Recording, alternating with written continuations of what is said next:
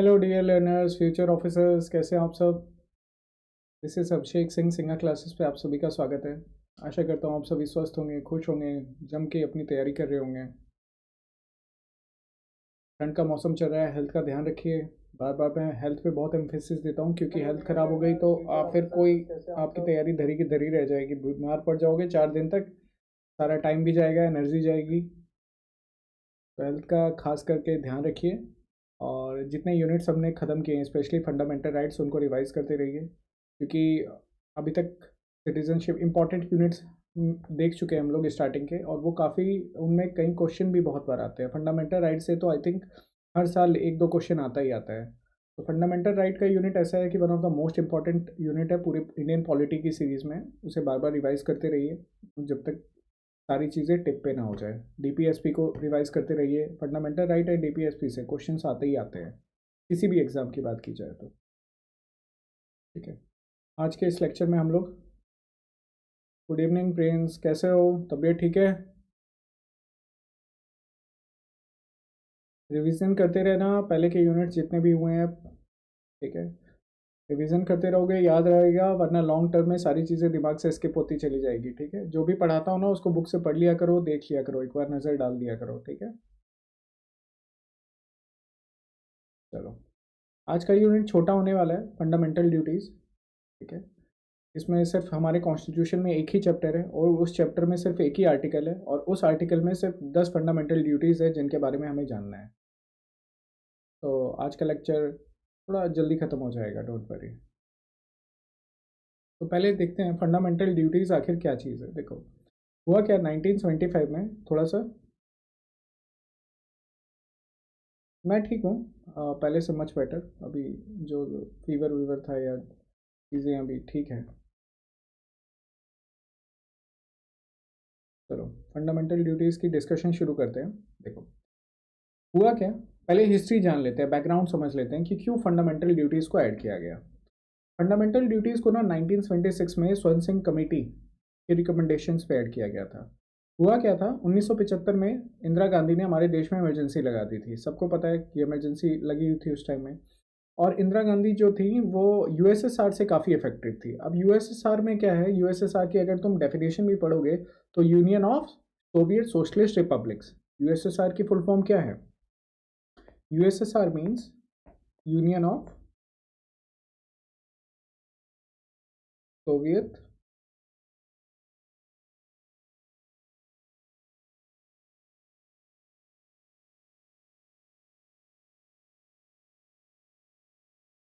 Socialist Republic, है ना।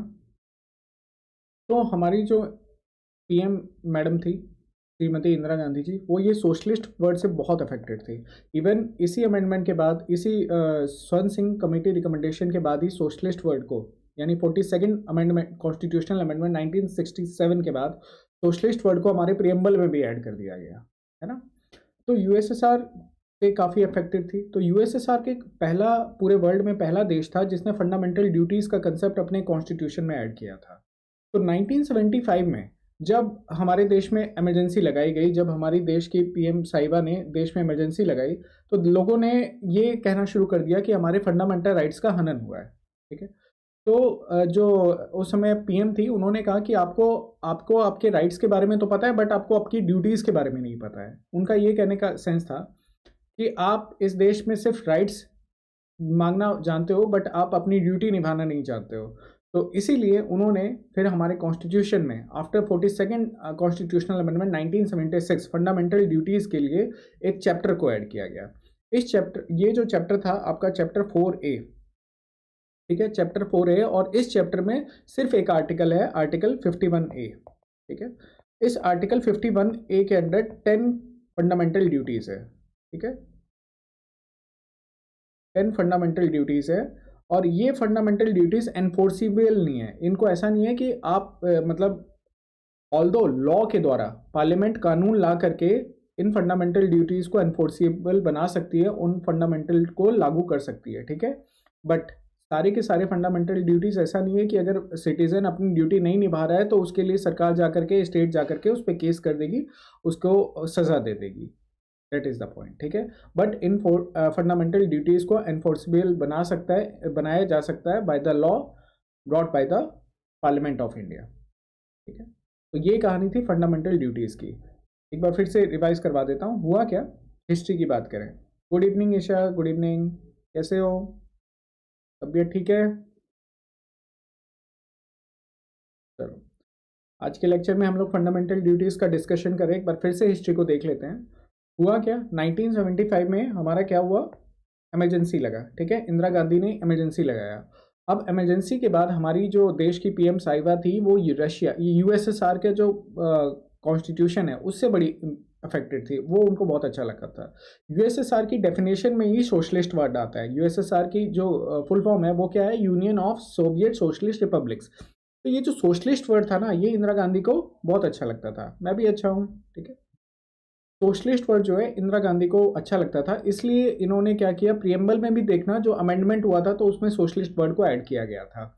तो जब इमरजेंसी लगाई गई 1975 में, तो लोगों ने बोला कि हमारे फंडामेंटल राइट्स का हनन हो रहा है, हमारे फंडामेंटल राइट्स हमसे छीने जा रहे हैं।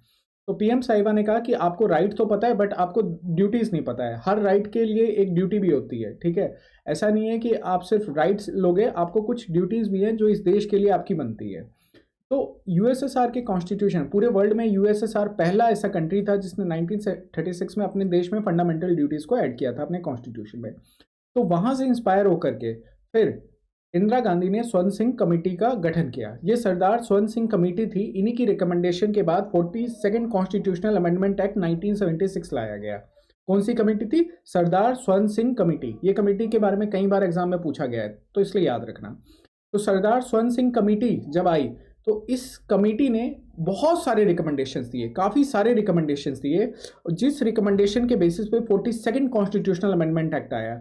और ये रिकमेंडेशंस इतने ज़्यादा थे और ये अमेंडमेंट एक्ट इतना बड़ा था कि इस 42nd कॉन्स्टिट्यूशनल अमेंडमेंट को मिनी कॉन्स्टिट्यूशन के नाम से भी जाना जाता है, ठीक है। ये चीज़ ध्यान रखना। जो सरदार स्वर्ण सिंह कमेटी जो थी ना, इनकी रिकमेंडेशंस के बेसिस पे जो 42nd कॉन्स्टिट्यूशनल अमेंडमेंट एक्ट आया, ये इतना बड़ा था, इतने सारे चेंजेस किए गए हमारे कॉन्स्टिट्यूशन में कि 42nd कॉन्स्टिट्यूशनल अमेंडमेंट एक्ट 1976 को मिनी कॉन्स्टिट्यूशन भी कहा जाता है। इसी मिनी कॉन्स्टिट्यूशन में, इसी के बेसिस पे 42nd कॉन्स्टिट्यूशनल अमेंडमेंट एक्ट 1976 के बेसिस पे ही एक नया चैप्टर ऐड किया गया हमारे पार्ट 4 में, ठीक है, डेट इज पार्ट 4A, ठीक है। और इस पार्ट 4A में सिर्फ एक ही आर्टिकल है, आर्टिकल 51A, ठीक है। और इस आर्टिकल में हमारे 10 फंडामेंटल ड्यूटीज है। तो ये कहानी थी हमारी फंडामेंटल ड्यूटीज की, कि किस तरीके से फंडामेंटल ड्यूटीज हमारे कॉन्स्टिट्यूशन में ऐड हुआ। अगर फंडामेंटल ड्यूटीज की बात की जाए कि आखिर ये होता क्या है, तो ये मोरल ऑब्लिगेशंस है टू द सिटीजन्स, ठीक है, to help to promote a spirit of patriotism and to uphold the unity of India. ये बेसिकली एक तरह की मोरल ऑब्लिगेशन है सिटीजन्स के लिए, कि जिस तरीके से एक स्टेट, एक राज्य जो है एक आपको कुछ राइट्स दे रहा है, वैसे कुछ आपकी भी कुछ ड्यूटी बनती है अपने देश के लिए, ठीक है। अब एक एक करके सारी ड्यूटीज को हम लोग देखते हैं क्या क्या था। देखो, सबसे पहली जो फंडामेंटल ड्यूटी है, हिस्ट्री समझ में आ गया किस तरीके से प्रिंस ईशा, आप दोनों को हिस्ट्री समझ में आई कि किस तरीके से फंडामेंटल ड्यूटीज को हमारे देश में ऐड किया गया, कॉन्स्टिट्यूशन में ऐड किया गया। किस देश के कॉन्स्टिट्यूशन से ये इंस्पायर है, यूएसएसआर से इंस्पायर था, अब तो यूएसएसआर डिसइंटीग्रेट हो गया है, अब तो रशिया बन चुका है, ठीक है। बट आई विश कि यहाँ तक की कहानी समझ में आ गई होगी कि किस तरीके से जो फंडामेंटल ड्यूटीज है वो हमारे कॉन्स्टिट्यूशन में ऐड हुआ। फंडामेंटल ड्यूटीज जो है ना, नेचर में एनफोर्सेबल नहीं होती है। मतलब ऐसा नहीं है कि अगर कोई इंसान फंडामेंटल ड्यूटीज को नहीं निभा रहा है तो उसको सजा दे दी जाएगी। बट अगर पार्लियामेंट चाहे तो लॉ के थ्रू इन फंडामेंटल ड्यूटीज को एनफोर्सेबल कर सकते हैं। जैसे एक एग्जांपल से समझते हैं, जैसे हमारे देश में आज भी तुम हॉल में जाते हो, सिनेमा हॉल में जाते हो, तो कहते हैं ना कि नेशनल एंथम होना है तो खड़े हो जाओ, है ना। नेशनल फ्लैग को रिस्पेक्ट देने की बात होती है कि जब भी नेशनल फ्लैग होता है, नेशनल एंथम के टाइम खड़े होने की बात होती है ना। हाँ, डिसइंटीग्रेट हो गया था तो यूएसएसआर। तो देखो, नेशनल फ्लैग को रिस्पेक्ट देने की बात होती है, नेशनल एंथम को रिस्पेक्ट देने की बात होती है, तो ये तो फंडामेंटल ड्यूटी था। जैसे पहले ही फंडामेंटल ड्यूटी पढ़ो, पहला फंडामेंटल ड्यूटी क्या कह रहा है आपसे, पहले ही फंडामेंटल ड्यूटी आपसे कह रहा है to abide by the constitution and respect its ideal and institutions, national flag and national anthem, है ना। एक मिनट मैं थोड़ा सा ना इसको वो कर देता हूँ अपना ऐसे सो डेट आप क्लियरली देख पाओ।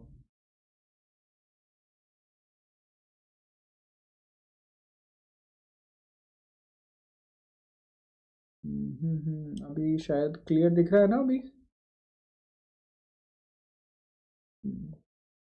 हाँ अभी आपको क्लियर दिखेगा, ठीक है।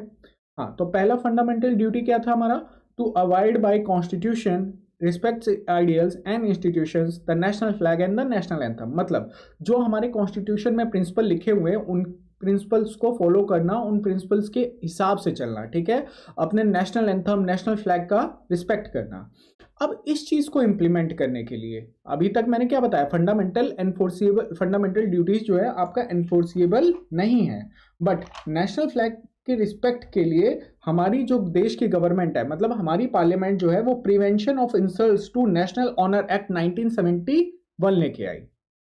बायजॉय वाला केस याद करो, 90 जो फंडामेंटल राइट्स में हमने पढ़ा था, बायजॉय केस में क्या हुआ था कि 2 लड़के केरला के एक स्कूल में खड़े नहीं हुए थे, 3 लड़के एंथम के लिए। बाद में उनका रिलीजन जो था उसके सुप्रीम कोर्ट ने बोला कि नहीं, इन्होंने जो है अपना prevention of insults to national honour act 1971 को डिसरिस्पेक्ट नहीं किया। उसको ऐसा नहीं है कि इन्होंने फ्लैग को, वो खड़े हो गए थे बट उन्होंने नेशनल एंथम को साथ में सिंग नहीं किया था, है ना। तो वो केस चला गया था सुप्रीम कोर्ट के पास, लेकिन उनके धर्म में ऐसा था कि वो भगवान को छोड़ करके किसी और जगह प्रेयर नहीं करते थे, है ना। ये फंडामेंटल ड्यूटी राइट्स में हमने अच्छे से ये वाला केस डिस्कस किया था। तो ये किस केस के अंदर में आया, ये कौन से एक्ट के अंदर में उनको मतलब एज ए ये जो सजा दी गई थी, मतलब उन पे वो चला था, क्या कहते हैं आपका कोर्ट केस चला था। वो जो कोर्ट केस था वो चला था आपका prevention of insults to national honour act 1971। मतलब इस एक्ट के अकॉर्डिंग अगर आप नेशनल फ्लैग नेशनल एंथम का डिसरिस्पेक्ट करते हो तो आपको सजा हो सकती है। तो यहां पे हम क्या देख रहे हैं कि सरकार एक लॉ बना रही है और उस लॉ के थ्रू हमारे फंडामेंटल ड्यूटी को एनफोर्स कर रही है ना। फंडामेंटल ड्यूटी ओरिजिनली हमारे कॉन्स्टिट्यूशन में तो है नहीं, और जब ऐड हुए तब भी एनफोर्सेबल नहीं थे, बट हमने देखा कि सरकार कुछ ऐसे एक्ट्स लाई, ऐसे कुछ और भी कई सारे फंडामेंटल ड्यूटीज हैं जिनको डिफरेंट एक्ट्स के थ्रू एनफोर्सेबल कर दिया गया, ठीक है। तो ये चीज एग्जाम में पूछी जाती है, तो इस चीज का ध्यान रखना कि फंडामेंटल ड्यूटीज का क्या सीन होता है कि ऐसे एनफोर्सेबल नहीं होती है, बट अगर सरकार चाहे तो लॉ बना करके फंडामेंटल ड्यूटीज को एनफोर्स कर सकती है, ठीक है। क्लियर हो गया। जैसे पहले ही फंडामेंटल ड्यूटी को एनफोर्स करने के लिए कौन सा एक्ट लाया था, insults to national honour act 1971, prevention of insults to national honour act 1971। This was the मतलब ये एक एक्ट लाया गया to implement our first fundamental duty, to enforce our first fundamental duty. दूसरा फंडामेंटल ड्यूटी क्या कहता है, to cherish and follow the noble ideals which are inspired our national struggle for freedom. दूसरा फंडामेंटल ये duty कहता है कि जिस आइडियोलॉजी के साथ हमारे फ्रीडम फाइटर्स ने हमें आज़ाद कराया था, हमारे फ्रीडम फाइटर ने जो सोच के हमारे भारत देश को आज़ाद कराया था, उस आइडिया को हमें फॉलो करना है, उस आइडिया को हमें जिंदा बनाए रखना है, ठीक है। दूसरा फंडामेंटल ड्यूटी कहता है कि जिस आइडियाज़ के साथ हमारे फ्रीडम फाइटर्स ने हमें इस देश को आज़ादी दिलाई थी, जो सपना उन्होंने देखा था कि हमारा भारत देश जो होगा आगे चल के, इस जो उनकी आइडियोलॉजी थी, जो उनकी थिंकिंग थी, उस चीज़ को फॉलो करना है, उस चीज़ को बढ़ावा देना है, उसकी चेरिश करना है उसे, ठीक है। This is the meaning of second fundamental duty, ठीक है। तीसरा क्या कहता है, to uphold and protect the sovereignty, unity and integrity of India. भाई अपने देश की अखंडता, प्रभुता, एकता बनाए रखना हम सबका कर्तव्य है। ये तो ऑब्वियस सी बात है, देश को तोड़ोगे तो सरकार तुम्हें तोड़ देगी, है ना। गलत करोगे, वो मिलते हैं ना कुछ, हमें चाहिए आज़ादी, आज़ादी वाले नारे लगाने वाले, तो वो नहीं चाहिए। देश की सॉवरेनिटी, यूनिटी, इंटीग्रिटी, एकता और अखंडता बनाए रखना हर इंसान का कर्तव्य है, ठीक है। This is the meaning of third fundamental duty. Fourth क्या है, to defend the country and render national service when called upon to do so. मतलब अपने देश की रक्षा करना, टू डिफेंड द कंट्री, अपने देश की रक्षा करना एनिमी से, और अगर कभी जरूरत पड़ी तो आपको जाना पड़ेगा बॉर्डर पे भी लड़ने के लिए, है ना। जैसे हमने यूएस के अभी यूक्रेन के केस में देखा, यूक्रेन के केस में क्या देखा, जब वहाँ पे सैनिकों की कमी पड़ गई थी तो वहाँ के जो यंगस्टर्स थे, जो यूथ थे, उनको लड़ने के लिए बॉर्डर पे बुला लिया गया। तो सिमिलर वे ये चीज हमारी एक फंडामेंटल ड्यूटी में भी लिखी गई है कि टू डिफेंड द कंट्री, मतलब अपनी कंट्री की रक्षा करना, और and render national service when called upon to do सो। ऐसा नहीं है कि सिर्फ रेंडर नेशनल सर्विस का मतलब ये नहीं होता कि जाके सिर्फ बॉर्डर पे लड़ाई करो, कभी कभी पब्लिक सर्विस के लिए भी, ठीक है, कभी कभी लोगों की भलाई के लिए। यस ईशा, यूक्रेन केस, कभी कभी लोगों की भलाई के लिए भी। सपोज कोई बीच है, अब बीच किसी सिटी का कोई बीच है, आप उस शहर में रहते हो, उस सरकार ने बोल दिया है कि इस बीच को साफ किया जाए, ठीक है, तो वहां पे क्या है कि लोगों को वो बुला सकती है सोशल सर्विस के लिए, ठीक है। तो अगर ऐसी चीज के लिए आपको नेशनल सर्विस के लिए बुलाया जा सकता है उस चीज के लिए, ठीक है।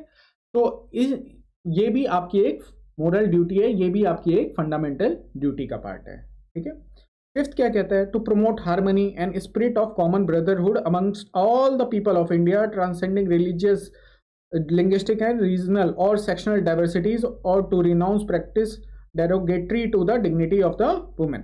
देखो इसमें दो चीजें हैं। पहला कि एक तो भाईचारे की भावना बनाए रखना, ठीक है, अपने धर्म, अपनी भाषा, अपनी जाति, रीजन, इन सब चीजों से ऊपर उठ करके शांति बनाए रखना, भाईचारे बनाए रखना, टू प्रमोट हार्मनी, पीस बनाए रखना समाज में, लड़ाई झगड़ा ना कर, धर्म के नाम पे, भाषा के नाम पे, रिलीजन के नाम पे लड़ाई झगड़ा ना करना, ठीक है। दूसरा क्या कहता है कि ऐसी चीजें मतलब त्याग देना जो एक वीमेन की डिग्निटी के लिए घातक साबित हो सकती है, ठीक है। ऐसी हरकतें ना करना, समाज में ऐसी चीजों को नहीं करना है तुम्हें जिससे एक वीमेन की डिग्निटी पे कुछ बुरा असर पड़े या कुछ उसकी वीमेन की जो डिग्निटी है उसको हानि पहुंचे, ठीक है। तो आर्टिकल 5 में जो फंडामेंटल ड्यूटी फिफ्थ हमारी क्या दो रिस्पॉन्सिबिलिटी की बात करती है। पहली क्या है कि भाईचारे की भावना को बढ़ावा देना, अपनी रिलीजन, अपनी भाषा, अपने रीजन या सेक्शनल डाइवर्सिटीज, जाति हो गया या किसी भी इन भेदभाव से ऊपर उठ करके भाईचारे की भावना को बढ़ावा देना, और ऐसी चीजों को त्यागना जिससे वीमेन की जो डिग्निटी है उसको हार्म पहुंचे, उस पर किसी तरह का दाग लगे। ये हमारे 5 फंडामेंटल ड्यूटीज हुए हैं, ठीक है। अगले को देखते हैं। सिक्स्थ क्या कहता है, to value and preserve rich heritage of our composite culture. जो भी हमारा कल्चर है, जो भी हमारी रिच हेरिटेज है, उसको बचाए रखना, उसको प्रिजर्व करना, ये तो हमारी ड्यूटी बनती है, ठीक है। अब कल्चर टेंजिबल भी हो सकता है, इनटेंजिबल भी। हमारा हेरिटेज क्या है, टेंजिबल भी हो सकता है, इनटेंजिबल भी हो सकता है। जैसे डांस फॉर्म हो गया, इसको भी, ये भी हमारे एक कल्चर का पार्ट है। उसी तरह से कोई मॉन्यूमेंट हो गया, वो भी हमारे एक कल्चर का पार्ट है, वो भी हमारा एक हेरिटेज था। जो राजा महाराजाओं के किले थे, जो हिस्टोरिकल किले हैं, वो भी क्या है, भारत के इतिहास को बताते हैं। तो उसको प्रिजर्व करना, उसकी वैल्यू बनाए रखना, वो हमारी एक फंडामेंटल ड्यूटी है, ठीक है। उसके बाद 7th क्या कहता है, to protect and improve the natural environment including forest, lakes, rivers, wild life, to have compensation for living creatures, ठीक है। वाइल्ड लाइफ की प्रोटेक्शन करना, ठीक है। ये तो आप याद करो, किसी एक आर्टिकल में भी ऐड किया गया था, ये है ना, protection of the wild life. किसी एक फंडामेंटल ड्यूटी में भी हमने, फंडामेंटल राइट कर रहा हूं मैं, डीपीएसपी, ठीक है, directive principles of state policy, ठीक है। एक आर्टिकल ऐड किया गया था directive principles of state policy में, जहां पे ये कहा गया था कि प्रोटेक्शन ऑफ वाइल्ड लाइफ करना है, एनवायरमेंट को सेव करना है। 42nd कॉन्स्टिट्यूशनल अमेंडमेंट 1976 के द्वारा ही वो कॉन्स्टिट्यूशनल अमेंडमेंट ऐड किया गया था, और हमारा एक DPSP, directive principles of state policy में ऐड किया गया था, और हमसे कहा गया था कि protection of wild life, article 48। बहुत बहुत अच्छा ईशा, आपको याद है। तो आर्टिकल 48 में एक क्लाउज ऐड कर दिया गया है, प्रोटेक्शन ऑफ वाइल्ड लाइफ। तो उसी तरह से एक फंडामेंटल ड्यूटी भी रखी गई कि आपको to protect and improve the natural environment including forest हो गया, लेक्स हो गया, रिवर्स हो गया, वाइल्ड लाइफ हो गया, ठीक है। कि एनवायरनमेंट को प्रोटेक्ट करना, लेक्स को प्रोटेक्ट करना, रिवर्स को प्रोटेक्ट करना, वाइल्ड लाइफ को प्रोटेक्ट करना, ये क्या है, हमारी ड्यूटी है। उसके बाद 8th ड्यूटी क्या है, to develop scientific temper, humanism and the spirit of inquiry and reforms. ये 8th वाला ड्यूटी क्या कहता है कि देखो होता क्या है कि पहले के टाइम में, जैसे जो अगर आप हिंदू सोसाइटी की बात करो तो बहुत सारी ऐसी चीज़ें थी जो साइंटिफिक नहीं थी, है ना। जैसे सती प्रथा, है ना, कुछ ऐसी सती प्रथा को बंद करा दिया गया था ना, वैसे कुछ ऐसी अनसाइंटिफिक चीज़ें थी जिनका कोई लॉजिक नहीं हुआ करता था, लेकिन उनको सिविल एक कहो कि हमारे समाज वाले फॉलो कर रहे थे, है ना, कि पति अगर मर रहा है तो उसके साथ पत्नी को भी जिंदा जला दिया जाएगा। कोई साइंटिफिक रीजन नहीं था, बट उसको फॉलो किया जा रहा था। समाज का एविल, एक तरह के कहो तो कुरीतियां थी समाज की वो, है ना। तो ये चीज नहीं होनी चाहिए। हमें साइंटिफिक टेम्पर को बढ़ावा देना है, मतलब साइंटिफिक चीजों को, कोई भी चीज अगर हो रही है तो उसके पीछे जो साइंटिफिक रीजंस है उस चीज के बेसिस पे हो तो वो अच्छा होगा, ठीक है, कि ये चीज किसी लॉजिक के साथ हो रही है, किसी साइंटिफिक रीजंस की वजह से हो रही है। तो इस चीज की जो भावना है, साइंटिफिक टेम्पर है, उसको बढ़ावा देना है, ठीक है। स्पिरिट ऑफ इंक्वायरी, मतलब आपको चीजों के बारे में पता होना चाहिए कि कोई चीज अगर हो रहा है तो क्यों हो रहा है। तो हमें साइंटिफिक टेम्पर को डेवलप करना है, स्पिरिट ऑफ इंक्वायरी को बढ़ावा देना है, रिफॉर्म लाना है, ये सब चेंजेस हमें करना है। ये भी एक फंडामेंटल ड्यूटी है हमारी, ठीक है। कोई भी हम जो अंधाधुंध किसी चीज को, किसी रिवाज को हम लोग फॉलो कर रहे हैं, जैसे सती प्रथा का मैंने एग्जांपल दिया, ठीक है, उस तरह से कोई चीज नहीं होना चाहिए कि जिसके पीछे कोई साइंटिफिक रीजन हो ही ना, ठीक है। 9 क्या कहता है? To safeguard the public property and to absorb violence. भाई आप देखो, आज की डेट में कोई भी दंगा होगा, लोग सबसे पहले पब्लिक प्रॉपर्टी को ही डैमेज करते हैं। रेल की पटरियां तोड़ दी, रेल के डब्बे आसपास पार्क में डैमेज कर दिया, है ना, कोई पब्लिक जा करके आपने जो भी पब्लिक प्रॉपर्टी है उसको डैमेज कर दिया, सरकारी हॉस्पिटल में जाके तोड़फोड़ मचा दी, कुछ इस तरह की चीजें करते हैं। तो हमारी फंडामेंटल ड्यूटी ये बनती है कि भाई पब्लिक प्रॉपर्टी को बचा के रखना है, वायलेंस नहीं करना है, कम से कम करना है, अवॉइड करना है। ये हमारी एक फंडामेंटल ड्यूटी है कि पब्लिक प्रॉपर्टी को सेफगार्ड करना है, उसको बचाना है। 10th क्या कहता है? फंडामेंटल 10th कहता है to strive towards excellence in all spheres of individual and collective activity so that the nation constantly rises to higher levels of endeavour and achievement. मतलब आपको लाइफ में अच्छा करना है, आपको लाइफ में आगे बढ़ना है। आप आगे बढ़ोगे तभी तो नेशन आगे बढ़ेगा, है ना। तो आपको जिस भी फील्ड में आप आगे जाना चाहते हो उस फील्ड में आपको आगे बढ़ना है, एक्सीलेंस करना है, मतलब करियर को लेकर के, फ्यूचर को लेकर के, अपनी या सोशल सर्विस को लेकर के आपको आगे बढ़ना है, सो डैट आपका नेशन भी आगे बढ़ सके, ठीक है। तो this is the 10th fundamental duty. तो जो शुरू के 10 फंडामेंटल ड्यूटी है ना, ये एक आपके स्वर्ण सिंह कमेटी के रिकमेंडेशन यानी 42nd कॉन्स्टिट्यूशनल अमेंडमेंट 1976 के द्वारा ऐड किए गए थे। बट 11th फंडामेंटल ड्यूटी, इसके लिए याद करो एक अमेंडमेंट मैंने पढ़ाया था, कौन सा? 86 कॉन्स्टिट्यूशनल अमेंडमेंट एक्ट, है ना, कि आपका बच्चा अगर 6 से 14 साल के बीच में है तो उसको पढ़ाना हर पेरेंट्स या गार्जियन की जिम्मेदारी बनती है। 86 कॉन्स्टिट्यूशनल अमेंडमेंट एक्ट के द्वारा एक फंडामेंटल राइट को भी ऐड किया गया था, ठीक है। कौन सा राइट है वो बताओ, और कौन से पार्ट में ऐड किया गया था? ईशा याद है? आपको तो आता होगा, आई थिंक आपने पहले भी बताया। प्रिंस याद है तो बताओ तुम, कि ये जो आपका 11th वाला फंडामेंटल ड्यूटी देख रहे हो ना, ये 86 कॉन्स्टिट्यूशनल अमेंडमेंट के द्वारा ऐड किया गया था कि एक 6 से 14 साल के बच्चे को पढ़ाना हर गार्जियन की ड्यूटी है। इस फंडामेंटल ड्यूटी, इसी के साथ एक फंडामेंटल राइट भी ऐड किया गया था। आर्टिकल 21 ए, बहुत बढ़िया बहुत बढ़िया, राइट टू एजुकेशन, बिल्कुल right to education. Article 21 A, right to education जो है वो 86 कॉन्स्टिट्यूशनल अमेंडमेंट एक्ट के द्वारा ऐड किया गया था, और इसी से ये फंडामेंटल ड्यूटी भी ऐड की गई कि ये एक हर पेरेंट की जिम्मेदारी बनती है कि आपका बच्चा अगर 6 से 14 साल के बीच में है तो उसको पढ़ाना आपकी एक ड्यूटी बनती है। तो ध्यान रखना, हम जो शुरू के 10 जो थे वो हमारी स्वर्ण सिंह कमेटी की जो रिकमेंडेशंस थी उनके बेसिस पे हमारा फंडामेंटल ड्यूटी को ऐड किया गया, है ना, आर्टिकल 21 है एग्जैक्टली। और लास्ट वाला जो है 11th जो है वो 86 कॉन्स्टिट्यूशनल अमेंडमेंट एक्ट के द्वारा ये फंडामेंटल ड्यूटी को ऐड किया गया, और इसी में एक फंडामेंटल राइट भी ऐड किया गया, ठीक है, article 21 A, right to education, ठीक है। और एक डीपीएसपी भी है। हमने फंडामेंटल ड्यूटी देखा, हमने फंडामेंटल राइट देखा। अब बताओ कौन सा डीपीएसपी है जो provision of free and compulsory education की बात करता है? लास्ट ही लेक्चर में पढ़ाया है, भूलना नहीं। कौन सा डीपीएसपी है, directive principles of state policy है, जो फ्री एंड कंपलसरी एजुकेशन की बात करता है? बताओ जल्दी बताओ, कौन सी ऐसी डीपीएसपी है जो free and provision for free and compulsory education की बात करता है। कौन सा directive principles of state policy है, बताओ जल्दी। लास्ट लेक्चर में पढ़ाया था मैंने, भूल ऐसे इतनी जल्दी कैसे भूल जाओगे? आर्टिकल 45, बिल्कुल एग्जैक्टली, बहुत बढ़िया, आर्टिकल 45 एग्जैक्टली, ठीक है, याद है। तो देखो, राइट टू एजुकेशन हमारे ड्यूटी में भी है, हमारी फंडामेंटल ड्यूटी भी है, फंडामेंटल राइट भी है, और directive principles of state policies में भी। तो ये क्वेश्चन पूछा गया है यूपीएससी में, पता है ना, कि राइट ऑफ, ये राइट इवन कई एग्जाम्स में भी पूछे जाते हैं कि इनमें से कौन सी ऐसी चीज़ है जो हमारी फंडामेंटल ड्यूटी का भी पार्ट है, फंडामेंटल राइट का भी पार्ट है, और fundamental directive principles of state policies का भी पार्ट। तो याद रखना, एजुकेशन की बात हो रही है वहाँ पे,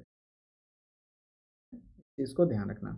एक इंपॉर्टेंट कमेटी है जो लास्ट में मैं आपको बताना चाहूंगा, फंडामेंटल राइट से जुड़ी हुई, जस्टिस वर्मा कमेटी। कौन सी? Justice Verma committee.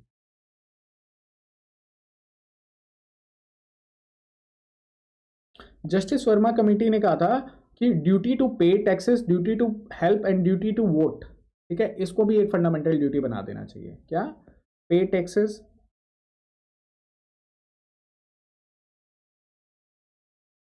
ठीक है, help and duty to vote. Justice Verma committee ने कहा था कि इनको भी फंडामेंटल ड्यूटी बना देना चाहिए। तो ये जस्टिस वर्मा कमेटी जब भी आपके, वैसे तो ये रिकमेंडेशंस नहीं पूछी जाएगी, बट जस्टिस वर्मा कमेटी याद रखना कि जब भी एग्जाम में आता है तो ये फंडामेंटल ड्यूटी से रिलेटेड है। फंडामेंटल ड्यूटीज बहुत छोटा सा टॉपिक था, अगली बार अगले लेक्चर में हम लोग यूनियन एग्जीक्यूटिव को देखेंगे, प्रेसिडेंट्स और पार्लियामेंट पे आगे प्रोसीड करेंगे, ठीक है। तो क्लियर हो गया ना? आप दोनों जो लाइव हो मेरे साथ, चीज़ें क्लियर हो गई? कोई डाउट तो नहीं है फंडामेंटल ड्यूटी को लेके? रिवीजन करते रहना है ना, वरना भूल जाओगे, लास्ट में एक साथ आता है तो काफ़ी बर्डन आ जाता है। और जल्दी मैं करंट अफेयर सीरीज लेके आ रहा हूँ, प्रीलिम्स का एग्जाम पास आने वाला है, तो आई थिंक नेक्स्ट वीक से we will start the current affairs, and slowly हम लोग एक साल का पूरा करंट अफेयर्स रिवाइज करेंगे, ठीक है। और उसकी पीडीएफ भी मैं फ्री में अपलोड कर दूंगा, डोंट वरी। पूरा जो करंट अफेयर्स आएगा यूपीएससी के लिए प्रीलिम्स पॉइंट ऑफ व्यू से आएगा, ठीक है, क्योंकि प्रीलिम्स का एग्ज़ाम पास है, एंड उसकी सारी पीडीएफ हो गई, उसकी जो भी होगा वो मैं डाल दूंगा, आप लोग रिवाइज कर सकेंगे। हम लोग लाइव लेक्चर, करंट अफेयर्स का भी मेरा लाइव लेक्चर ही रहेगा, सो डैट साथ साथ रिवीजन होता जाए, है ना। और एक साल का पूरा, मतलब मोस्टली एक साल से ही प्रीलिम्स में ज़्यादा क्वेश्चंस आते हैं, लास्ट के 6 मंथ 7 मंथ, जितना ज़्यादा क्लोज चलते चले जाओगे उतने ज़्यादा यूपीएससी में करंट अफेयर्स के आने की प्रोबेबिलिटी भी हाई रहती है, ठीक है। मतलब लास्ट के 6 मंथ के ज़्यादा आएंगे, उससे पहले वाले थोड़े से कम, उससे पहले वाले और 1.5 साल 2 साल चले जाओगे तो एक आध क्वेश्चन आएगा। तो सबसे ज़्यादा इंपॉर्टेंट होते हैं लास्ट के 6-7 मंथ के करंट अफेयर, है ना। तो नेक्स्ट वीक से, इस वीक में आप लोगों के लिए थोड़ा सा उसको और डेकोरेट कर लूँ, तो नेक्स्ट वीक से हम लोग अपनी करंट अफेयर्स की सीरीज भी शुरू करेंगे, एंड दैट वे वो वीकेंड बैच रहेगा, ठीक है, लेकिन वीक में हम लोग, मतलब वो लंबा चलेगा, 2-3 घंटे का लेक्चर रहेगा, क्योंकि मैं चाहता हूँ वीक में हम अपना नॉर्मल जो सब्जेक्ट है जीएस के वो चलते रहे, और वीक एक दिन जो वीक में हम लोग पूरे करंट अफेयर्स को रिवाइज करें, है ना। तो ऐसे ही रहेगा, वो लेक्चर लंबा रहेगा, बट छुट्टी रहती है मोस्टली, जनरली सैटरडे संडे की छुट्टी रहती है लोगों की, संडे की तो रहती है, तो संडे को एक कन्वीनियंट सा टाइम फिक्स कर देंगे, और उस दिन थ्रू आउट मतलब एक एक सब्जेक्ट लेकर के, जैसे पहले ज्योग्राफी हो गया, पॉलिटी हो गया, हिस्ट्री हो गया, इस तरीके से थ्रू आउट अभी तक जितने भी करंट अफेयर्स हुए हैं, मतलब लास्ट के 6-7 महीनों के लाइन से करते चले जाएंगे हम लोग, ठीक है। उससे आप लोगों को बर्डन भी नहीं फील होगा। क्यों? क्योंकि देखो, हर दिन करंट अफेयर्स करो ना, तो डेली का डेली समराइज करना बड़ा मुश्किल होता है, डेली उसको कलेक्ट करना। वीक में एक दिन करोगे तो वीक में हमने 2-3 घंटे पढ़ लिया, और फिर पूरा वीक मिलेगा उस करंट अफेयर्स को रिवाइज करने का, है ना। तो पूरे वीक में आप अपने सब्जेक्ट पे फोकस कर पाओगे, और एक दिन अगर मैं करंट अफेयर करवा देता हूँ पूरे मंथ का, मतलब किसी एक सब्जेक्ट का, एक सब्जेक्ट का, मान लो एक दिन में मैंने पूरा ज्योग्राफी कवर करा दिया पिछले 5-6 दिन का, ठीक है, 5-6 महीने का, तो आपको फिर पूरा मतलब वीक मिलेगा जब आप थ्रू आउट पूरी ज्योग्राफी की जो करंट अफेयर्स है उसको रिवाइज कर सकोगे। फिर अगले वीक में मैंने किसी और सब्जेक्ट का करा दिया, तो ऐसे ऐसे करते करते हमारे सारे सब्जेक्ट्स भी खत्म हो जाएंगे, और रिवीजन का भी टाइम आप लोगों को सफिशिएंट मिल जाएगा, है ना। चलो फिर अपनी हेल्थ का ध्यान रखो, मन लगा के पढ़ाई करते रहो, wish you all the very best. और जो बच्चे बाद में वीडियो देखते हैं, वीडियो को लाइक कर दिया करो, शेयर कर दिया करो अपने दोस्तों के साथ। कैसा लगता है वीडियो मुझे ज़रूर अपने फीडबैक में बताया करो, ठीक है। चलो। Stay tuned, stay connected.